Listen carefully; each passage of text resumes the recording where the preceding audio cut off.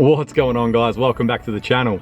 First video about the Beamer. So we're going to give it a service, just an oil change, oil and filter, nice and simple. Keep it easy for you guys. There's probably a bunch of these on the internet, but they're not as fun as this one. So let's jump on in.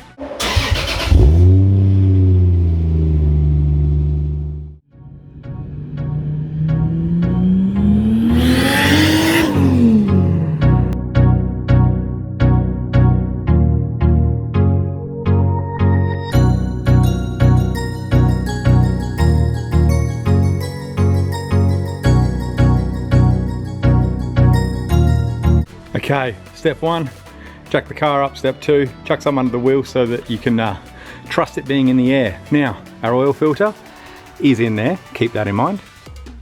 That's where you fill her up, and then you got your dipstick over here. Now, you need to get under the car, pull the sump plug, drain the oil. All right, now, in this little access window you can see here, it's very hard to see, but your sump plug is just there. You can see the actual sump there. Just on the driver's side right there. So we're going to get there, 17 mil, undo that bad boy, drain her down. Now there should be 6.5 litres in here. I guarantee there isn't.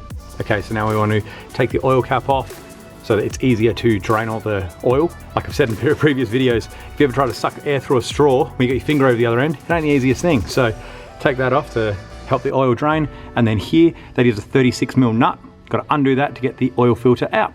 Let's do this. So that's our oil filter out of there. I actually love these cartridge style filters. On top of the motor, all the oil drains down. Makes so much more sense than, you know, pulling a sump plug and then you have to go through and pull your oil filter and you've got two spots, you've probably only got one tray. This just makes way more sense. So the cartridge for this is a R2592P. That's through Ryco, which is this bad boy here. Much cleaner, looks great, love and life. Now, this filter actually comes with another O-ring for here. So we're gonna pop this O-ring off, pop this new one on, chuck the filter in and pop it back in the car. Okay, and we just pop it back in here, locate it, spin it back in.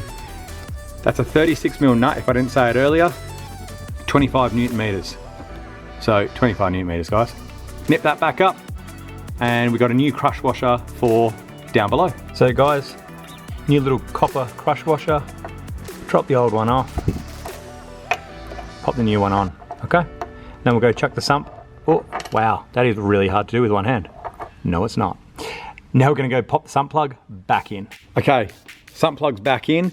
Give her a nice little, you know, crank so that the copper washer is nice and crushed down there. Don't want that bad boy leaking. This has so much oil underneath that it scares me, but I'm hoping that it is something simple, but it's okay.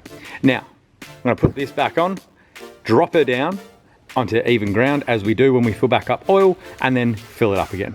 Okay guys, this actually had 6 litres of oil in. I'm really surprised. Now, it is meant to have 6.5, so I'm gonna put another 500 in, obviously. So I'm gonna put 6 litres in, start the car, roll it back off the ramps, and then put the final 500 in just to get it to the perfect level.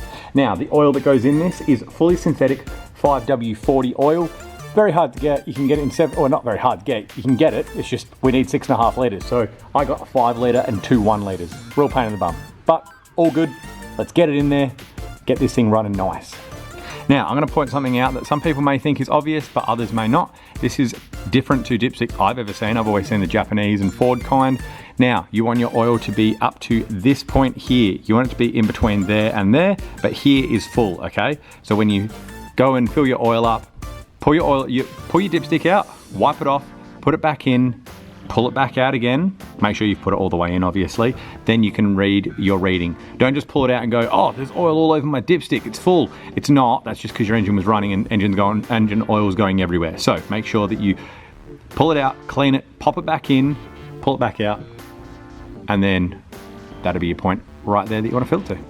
Okay guys, so the last thing we have to do is just reset our little service light here. So what we're gonna do is hold the left button for 5 seconds. 1, 2, 3, 4, 5. Key into the first position. Come up with test there. And then reset. We come off, back on and hold it. Flashes. And then we just click on that. All good. So guys, that is our oil service done on our E46. Now, that's on the 320 motor. I'm sure it's very similar to the 325, 328, 330, etc. I would say very, very similar.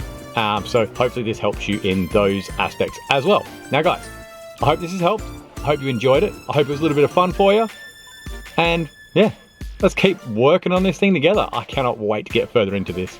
It was actually kind of hard to get this thing jacked up because my front suspension is so destroyed that I couldn't even put ramps under the front, and this thing isn't lowered. So can't wait to get my coilovers in. But future video, so stick around and you'll see me doing that.